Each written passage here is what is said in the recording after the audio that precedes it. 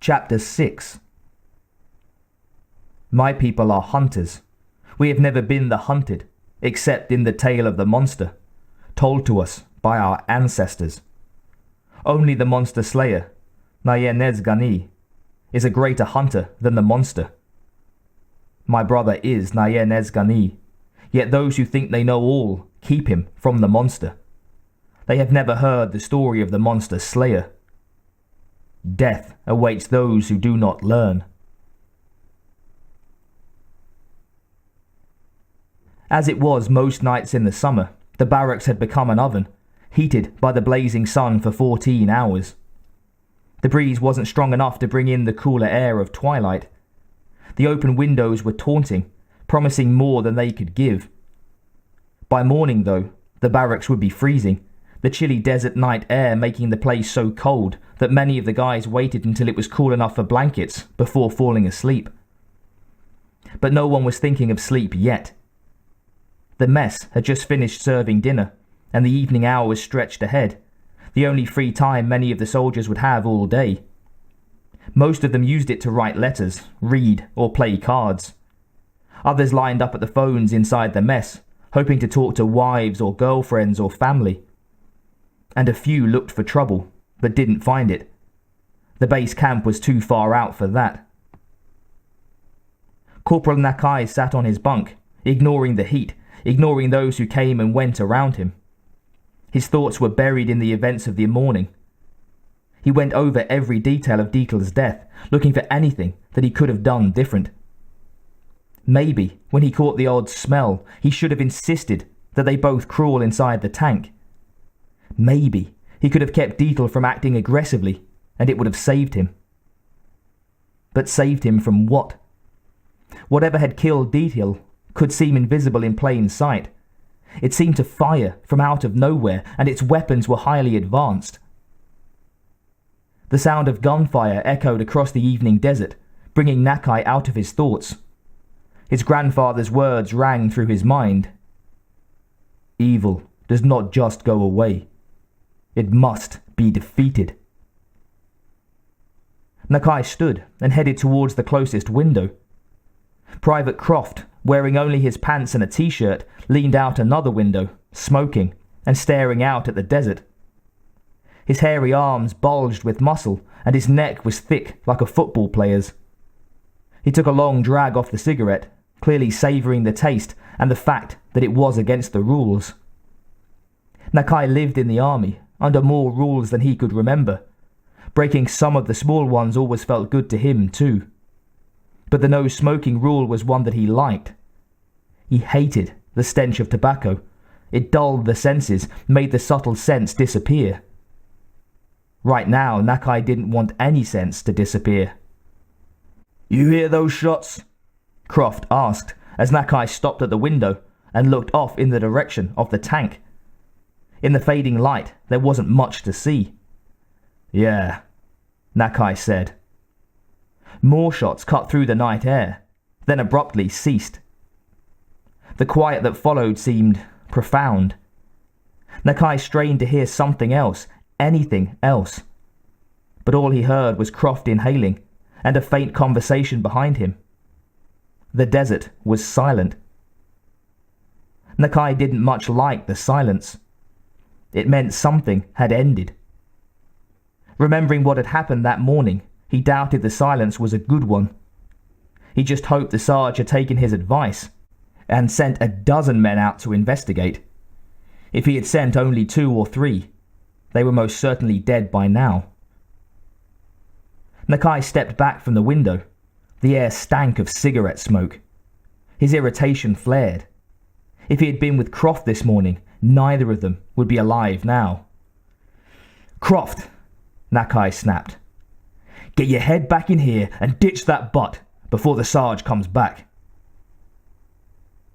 Croft took a long, last drag off the cigarette, ground it out on the window's ledge, and flicked the butt into the dirt.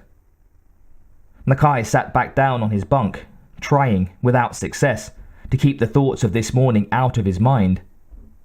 Those shots just now bothered him more than he wanted to admit. "Hey, Nakai!" Croft said, turning from the window. His eyes glittered, Nakai recognized the look. Croft was angry that Nakai had ordered him around. "Where the hell is Deetle? Is he still out there?" Yeah, he was still out there. Nakai could still see the arc of energy appear in the empty sky and slice through Deetle's body. Deetle's eyes hadn't even widened with shock or surprise. He had died instantly. And Nakai had left him in the desert with that thing. He'd had no choice. From 2 bunks down, Corporal Duncan stood. Out of the corner of his eye, Nakai watched him come. Duncan was built like Croft, with more muscle than brain. The two spent their off time together in the weights room. Nakai imagined that in school, both of them had been bullies. They hadn't changed much since. Duncan had black hair and fair skin, pitted by dozens of acne scars. He was a good soldier, except for one fairly major problem. He hated all blacks and Native Americans.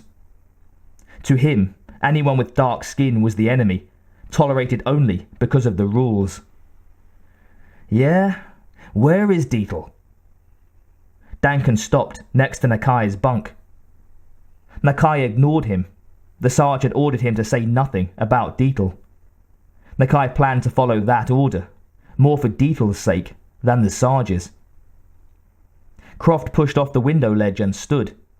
He reached for his cigarettes, then seemed to think the better of it. Or maybe he was trying, in a not-so-subtle way, to let Nakai know why the mood had shifted.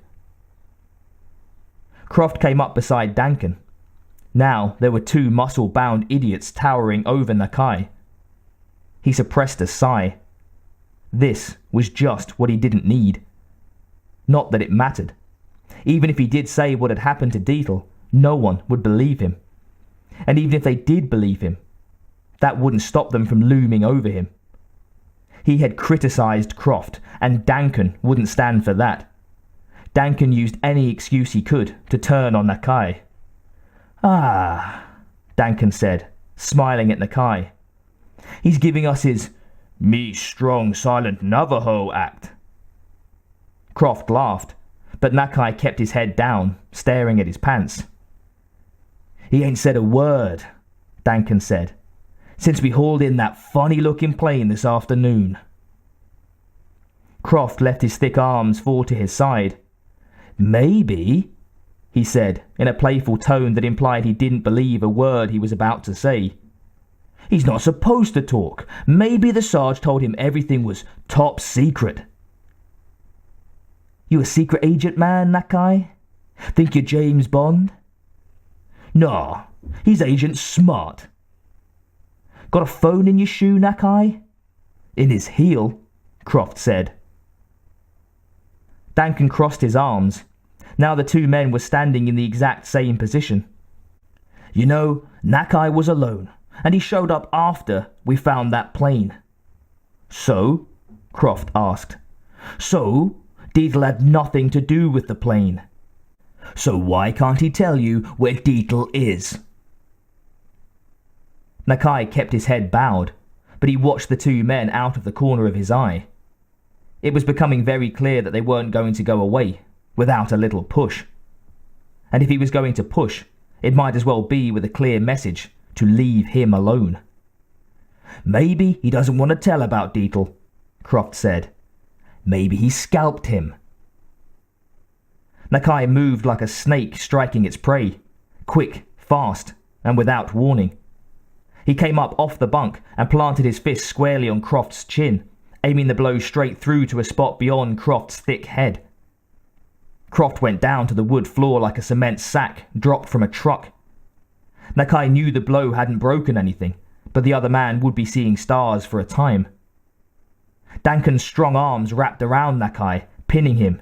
"All right, Chief," Duncan's voice sneered in Nakai's ear. "Let's see how you handle a real challenge." Instantly, Nakai smashed his head backward in a snapping motion, connecting with Duncan's nose. The crack echoed through the barracks. Duncan's grip loosened just enough for Nakai to break free.